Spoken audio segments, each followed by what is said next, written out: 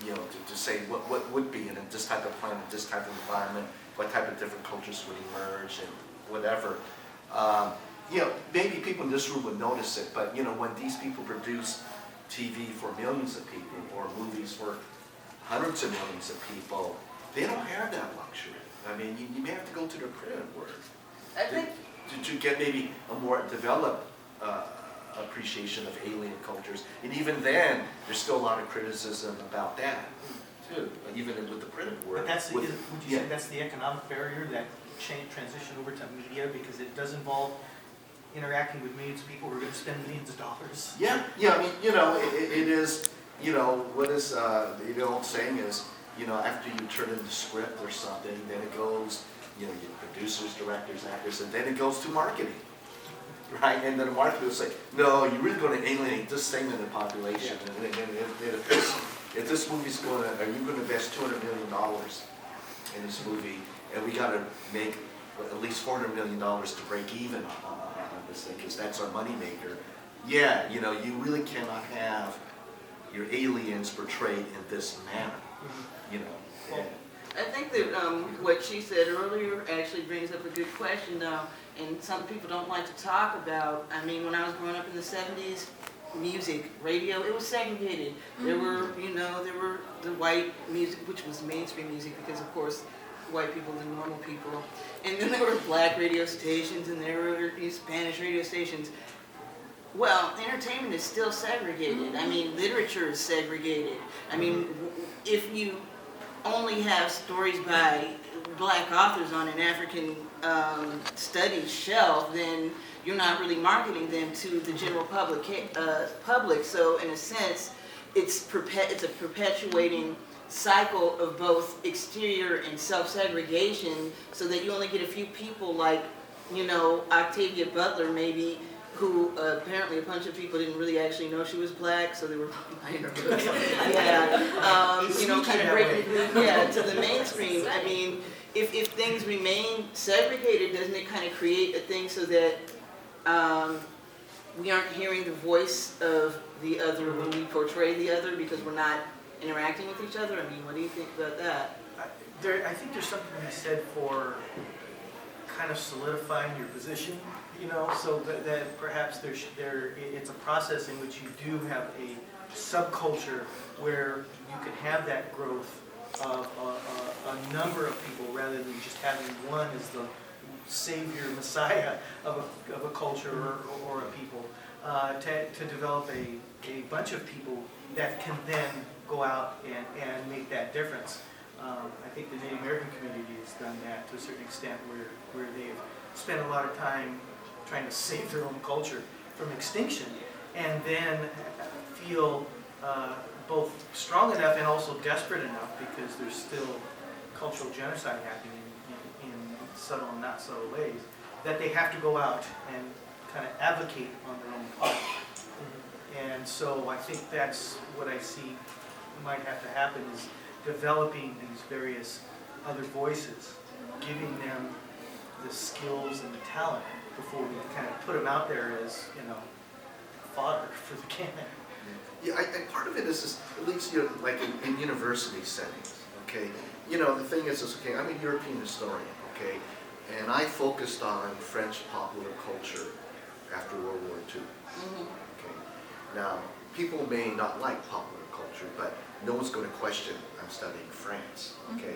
So if I were hired appropriately, I would just be put in the European, the European field of my department, and I would be doing popular culture. Yeah. So, but if I were an American historian and I did my dissertation on Asian American science fiction writers, right? Okay, I would not be put in the American history department. I would be put in the Asian studies department. Right. Okay, so structurally, it's built in, whether it's it's self-segregation or institutional segregation. That's just how at least in the academic world, that's how you condition. And I understand the political reasons why, because if these voices were not welcome to begin with, and we're in it, damn it, form your own department, because at least we have our base. Yes. Okay? Right. Yes. But then, for me, the next step is, okay, we have a base established. Maybe it's faulty because with budget cuts, guess who goes first? Yes. Right, okay, Exactly. but, okay, but when you have these bases, then, and this in sheer rational thinking, universities, okay, we got all these wonderful separate bases, should we have, because we always have to take Western Civ and not World Civ, we always have to take these core courses to introduce people to the various disciplines or whatever. So yes, it's, you have your specialties, okay? Now, it is up to the university to bring them together, to show that, because after all, the nature of research, you do specialize.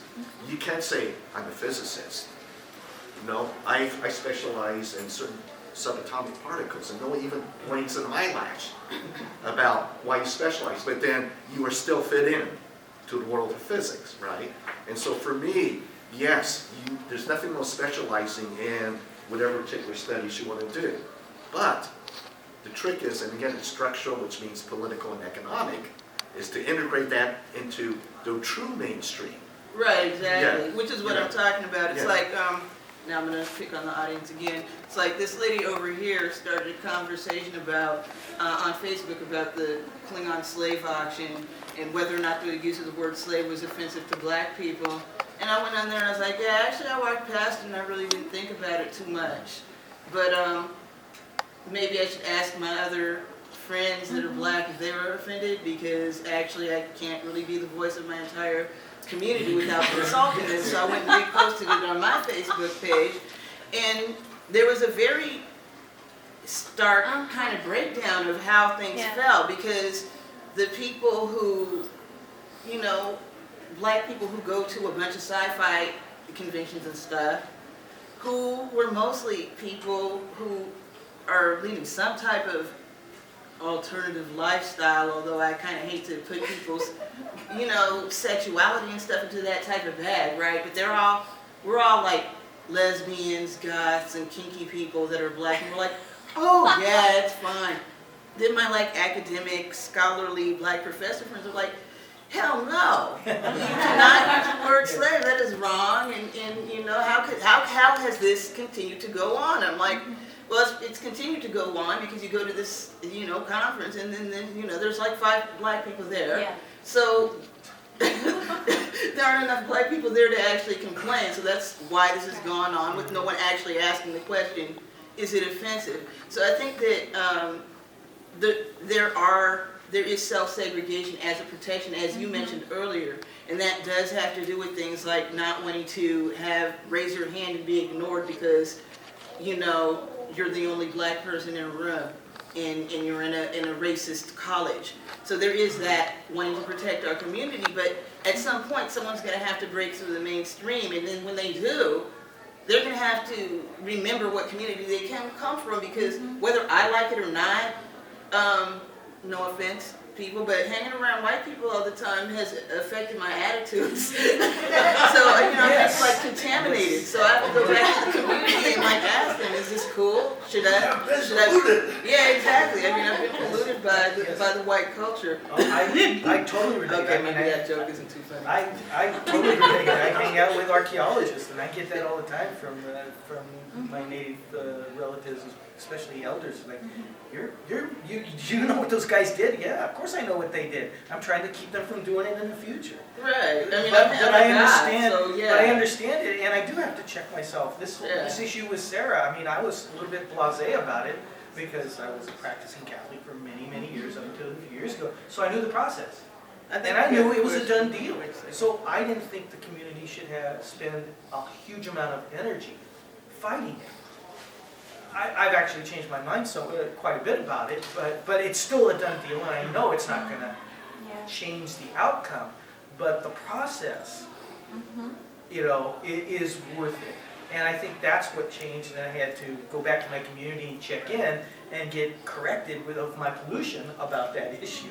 Yeah. Because I was sort of jaded about it. I think also it's becoming really difficult to even have a simple, straightforward dialogue about something like this, because once you use the word offended, then that makes some people angry, because I don't care if you're offended, and they start going on about free speech and going off to tangent like this, and people just start getting really angry at certain words, and you can't have the conversation that you're supposed to be having. Why do you think people do get angry at the word offended?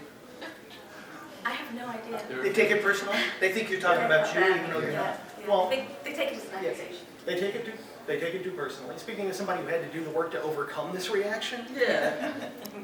it's very easy to take it personally when you are one person talking to another person right there. Anger sounds personally directed at you even when it's not. And I have this argument with my partner all the time. One of us is feeling out of sorts and starts getting angry, and the other one's like, "Why are you angry at me?" "I'm not angry at you. I'm angry at the damn toaster that's not working. You just happen to be in the room. Why are you taking it personally?" Yeah, exactly. Because it's a social defense thing. You automatically assume that something that is going wrong is something you have to deal with one way or another. So you take that on, whether it's not supposed to be or not. I mean, I think people should kind of try to get over it because, I mean, like, I think heterosexuality would have come to an end by now if men and women had to be upset every time, you know, the member of the opposite sex was offended. Right. Okay? So I think people should be able to overcome it. They just probably need to be motivated. I think we had some questions. Oh, go ahead. Yeah, I mean, on a personal level, I mean, you know, at least on my mother's side of my extended family, I'm the black sheep of the family. You know, I mean, I don't fit any of the molds. You know, Offended by that statement. him especially. But it's just that, and also too now, especially the fact that, you know, and when they say, you know, the Asian American community, it's really the Asian American communities plural, right? You know, they're not all the same. You know, and not only that, but, you know, both sides of my family have been in America for at least for 4 generations, for over 100 years. And so I've had, you know, and I grew up in the suburbs, so I'm pretty well assimilated, okay? And so, especially when I went to university, I was, you know, what was the word, a Twinkie or a banana? I mean, it was literally called that. And then among other people, well, just don't be Asian on us, you know. I mean, you know, you know, so and remember, and the higher I went in the education scale, the more exacerbating these things were, okay. And then, and especially when a lot of well-meaning people say, "I got to get in touch with my culture."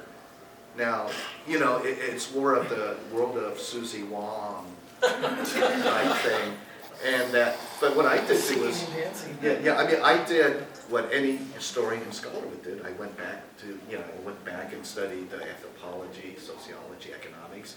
I read, you know, Lao Tse, Confucius, Mencius. I read the Legalist, and I read the Buddhist in there. So in certain ways, I turn out to all these advisors for my well-being, and even those people that supposedly are more, in my case, Chinese than I am, that I knew more about my culture than they did. Because I did the most powerful weapon that anyone can fight against us. I accumulated knowledge. Okay, so yeah, on a certain level, I'm well versed by the so-called West and the Eastern cultures. But because of my appearance, no one will ever take me as that. You know, doggone it, you know, I have no problems convincing people I got a master's degree in computer science from Stanford. And if everyone knows me, I'm lucky to find the on switch on this. You know, so. Okay, and I think we had a question from someone behind you. Oh. Yeah. It's not so much a question. You said you came in the 70s. Um, I remember going to site, and he knows me, so he knows this. well, I mean, I was a I kid. was going to conventions when I would be the only black person in 2,000 people. Right. Yeah. And so it became an interesting concept because of the reasoning of his assimilation. You weren't allowed to assimilate if you were black. Yeah. Because they did not want you to. You were supposed to be this monolithic, stereotypical group of people that weren't people. You were Right. non-people. And that's breaking down a little bit, somewhat because of science fiction, but because of a lot of other things. Music. You weren't supposed to be a ballet dancer until somebody did it. You weren't supposed to play a violin until somebody did it. Black people can't swim until somebody did it. Right. And Octavia Butler purposely had her books with a black shadow figure because Right. at the time when she wanted her books on trucks, they wouldn't load them. Right. If it had a visible black person. But if you want to go back to your culture in this country, and you're black, try finding it. Because our culture was deliberately blocked off at a certain point. So the American culture is our culture, but nobody wants to say that. we have as much of a gift into this culture as anybody else, but nobody wants to say that either. And right now, the Yugos are going into this horrible thing because we've got a slate of people who don't want writers who have diversity being nominated for awards. Right, exactly. So it's not gone, and people who are sitting here being quiet about it and saying, well, no, there are 5 blacks in the room. You know, I mean, I had a lady stand on the stage that stood there and said, how many black people are in this room? And they were counting them.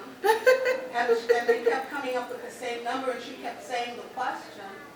And she finally said, by one more person, and they were going, who's the one more person? She was. Because their eyes were telling them but not what she was saying and not what her opinions were.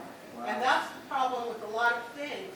And he's funny to get Brendan when he talks to me because the Asians in this country are the good minority. You know what? And I'm sure he's shaking his head because he knows exactly what I'm talking about. They do math, and I'm using that. I hate that. But No, it's okay. They do math. They do this. They're so polite. They're so this. And black people are the bad minority because they're angry. Well, why should they? And the race card thing. You can say whatever you want, and that's okay. But if we answer you, we're playing the race card. That's been prevalent for years. You can call me all kinds of names, and I go, wait a minute. I'm not that. I'm this. Oh, you're playing the race card. They weren't when they were, haranguing me for Right. 40 minutes. And people in the science fiction community really, because it does break down faster than the culture at large, should be really the forerunners of it. They shouldn't allow people like they were doing in that new movie, just not saying anything. I heard if we don't do anything, it'll kind of go away. Yeah, well, Right. I think that, first of all, I agree with you, African American culture actually is African American culture. Our roots are no longer in Africa. It's just like Mexican people, they're an amalgamated culture that has to do with people that are native Mexicans and people that are from Spain. Their roots are not, they have roots in Spain, but really, they're no longer the Spanish people. They're a new people, and we really are a new people that exist in this country that have our own history, and people have a whole lot of trouble with that. Yeah. People get pissed off. Why do you have Black History Month? Well, it's African American History Month because our history is in America. It is the history we know about, and we don't know whether we're from Kenya or Nigeria, so sorry. Otherwise we could just call it, otherwise we could have a holiday like St. Patrick's Day, or we could have a Russian festival or whatever, but we don't really actually know which, country we're from, so we're referring to a whole, a continent, and the people that could understand my argument the best are friends of mine that were adopted. They're like, I know exactly what you mean, because, I'm white, but I have no idea what part of Europe my ancestors came from because I was adopted. We were adopted, but we were forced into this country. We weren't adopted by our choice, but our roots are here. For most of us, we don't really know. I mean, I'm half Black and I'm half Russian Jewish. I know more about, my Russian ancestors and my Jewish ancestors and where exactly they live outside of this country than I do about my Black ancestors. But actually, my Black ancestors were here for a really long time. Really, really, really long time. The Lynchburg is named after my ancestors, so they've been in this country almost as long as people, almost as long as people who had ancestors that stepped off the Mayflower. So I agree with you. People should acknowledge that it is a type of American culture and stop trying to act like it is some other type of thing. Well, That's they something take the best unique parts to of it. America, though, isn't it? I mean, as somebody that's foreigner, that Americans always want to tell you that there's something else. I'm Irish, I'm Italian, I'm this, I'm that. And when people see that I'm English, and they'll say, where are you from? And they don't really want to know. I'm fluent, but they don't really want to know because what they want to do is they want to tell me that they're really English or they're really Irish. And they're not, you know, you're not Irish, you're not culturally Irish.